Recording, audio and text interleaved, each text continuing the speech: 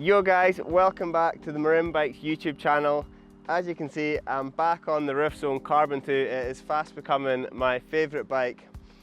You'll also see that I'm in a car park and not out in the hills, and that's because we're going to be doing another tutorial for you. And this week we're going to be doing how to bunny hop. We're going to be running you through the basics, so for those of you who can't bunny hop yet, hopefully we'll get you popping your first bunny hops, but we're also going to look at how to do bigger and better bunny hops. So for those of you guys who can already bunny hop, we'll hopefully help you go bigger, better, and yeah, just getting a little bit more comfortable with the technique that's really practical when you're out in the trails, hopping over logs and rocks and stuff like that. So a really good thing to add to your riding repertoire. So yeah, let's get started. As you can see, I'm on a full suspension trail bike, but you can learn this thing on pretty much anything. Rigid bikes such as a trials bike or a BMX is a little bit easier when you're first learning that, but the best thing to do is to try and learn it on whatever your everyday bike is. If you're doing this on a mountain bike, it could be tempting to start looking at suspension and maybe start locking it out.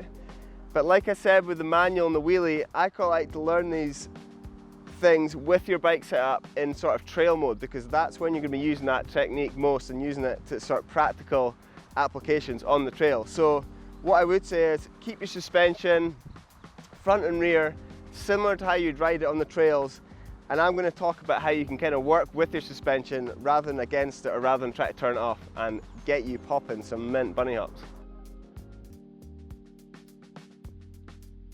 If you just go from nothing and try and get both wheels up, it can feel pretty difficult and will almost feel impossible. So to break it down, I'm going to talk about what I call the unweighting technique, and that's kind of step one when you try to learn a bunny hop. What I mean with the unweighting technique is basically moving along, as I'll show you shortly, and lifting your back wheel up without the use of the front brake. And that is a really important part, not using the front brake, because that's just an endo and it is not the technique that you're after. So it should look a little something like this, going along at a kind of walking pace.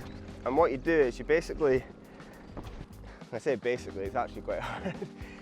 What you're going to be doing is you're almost pressing down on your pedals, which is a little bit counterintuitive because you think you should be pushing up. Curve your feet round the pedals and pull your sort of lower legs up towards the back of you, and really kind of clock those pedals and try and lift it up whilst putting your weight over the front. But like I said, do not pull that front brake, because that is just an endo.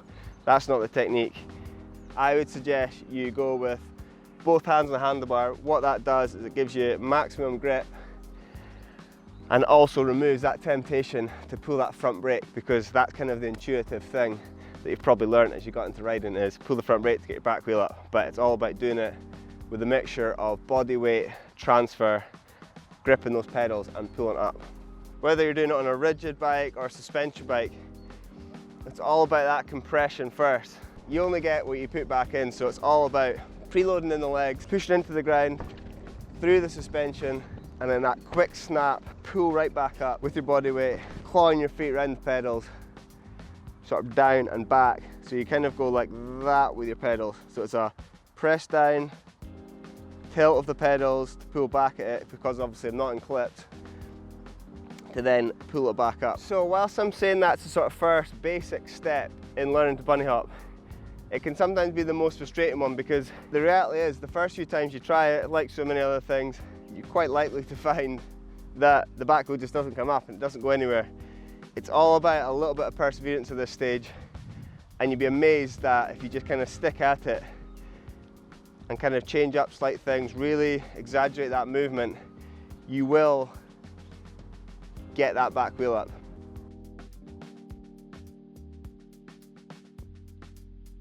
So once you've mastered the unweighting technique and you're managing to get that back wheel off the ground without using your front brake, you then can look to be doing a preload of your front with your handlebars and your suspension if you've got them, and lifting up with your hands like that, similar to when you're popping a manual or a wheelie. Again, quite confusing because there's quite a lot of things going on at once, but with a little bit of practice you'll figure out the order of things and you'll be amazed at how quickly it falls into place. Similar speed to what we did before, and whilst you lift your back wheel up, you lift your front wheel up too. You might look at this technique and think it's a chill technique, but the bunny hop more than ever is a real sort of explosive move, especially as you get bigger and bigger. So even when you're watching some of the other guys do it, it looks like a smooth movement, but the reality is it's the complete opposite. It's all about pressing down hard in your hands, pressing down hard in your legs and your feet, and then quickly getting that snap. It's all about getting like a sort of spike of energy where you change the direction of where you're sort of doing your body weight. So it's pressing down really hard and then quickly snapping up. So that is what I would call the basic techniques to a traditional bunny hop, or I think some people would even call it an English bunny hop. Obviously great for getting your sort of both wheels off the ground and can be applied in a trail environment. I would say the most practical bunny hop technique is what people would call the manual bunny hop, or even the American bunny hop, and that is basically lifting your front wheel by sort of popping a small manual before lifting your back wheel up as well. It's all about basically getting that timing, and it really helps being able to maximize height and distance and what you're maybe able to bunny hop over on the trail. I would say that more so than the first two as an even more explosive technique. Similar to that manual that we talked about in previous videos, it's all about getting that sort of quick compression and then snap to get your front wheel up before clawing your feet on the pedals to then pull that up, but again with a load of compression in your legs as well. The benefits of that American bunny hop is not only do you get sort of leverage there, you also sort of get a lot more distance, because if you're say hopping over a log or something like that, you can get the front wheel up and over it whilst the back wheel's still on the ground, and actually only need to lift the back wheel over that sort of obstacle just before it gets to it, rather than having to move everything up as one to get over it. It's just a lot harder to make that sort of distance. Now, one of the hardest things I find with American bunny hop, especially when I was learning this thing, is getting the timing of everything right.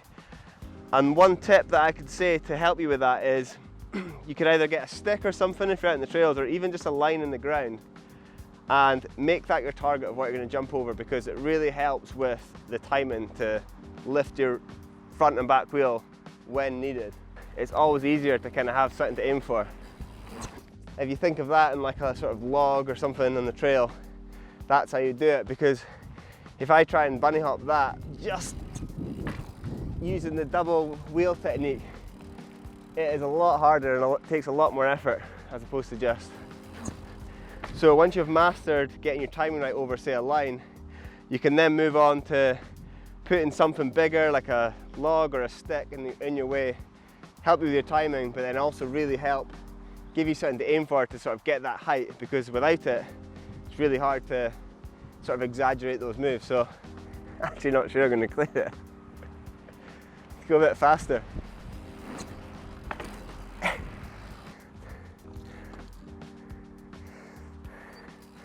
My phone's actually in there, so I better not land on it.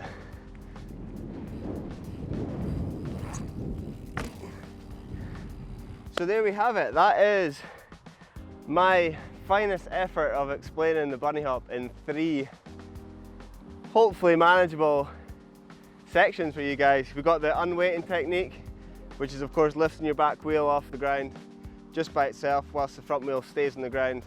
You've then got the next progression of that, which is picking them both up off the ground together. And then finally we had the more sort of practically and most commonly used technique of the American bunny hop, or the manual bunny hop, which is the front wheel off the ground first, followed by the back wheel, which is really good for hopping over stuff. Apart from that, the only really thing you can do is just get out and try it. As all these things, I really urge you just to sort of stick with it, and you will be amazed at that sort of clicking moment that you might get. It might feel tough to begin with, you'll get disheartened, it's only natural, but like I say, if you just stick with it, it does fall into place. And once you get to that sort of stage where you're bunny hopping over some little obstacles, at least from then on in, it's loads of fun, and you'll get some real sort of tangible improvements, and it will massively help you riding out in the trails, because there's loads of times where a bunny hop can get you out of trouble and yeah, get you over some stuff that might have either supposed to be on the trail, or maybe it's not even supposed to be there. But yeah, that was my how to bunny hop. Thanks as always for watching. If you do have any questions about this bike or any other bikes in the Marin range, please comment below, and those guys will be happy to get back to you. If you have any questions about the technique that we just talked about, again, please comment below and I will get back to you. And if you have any other ideas of what you'd like to see us do next, please comment below and we will see what we can do. But we will catch you guys next time. Peace.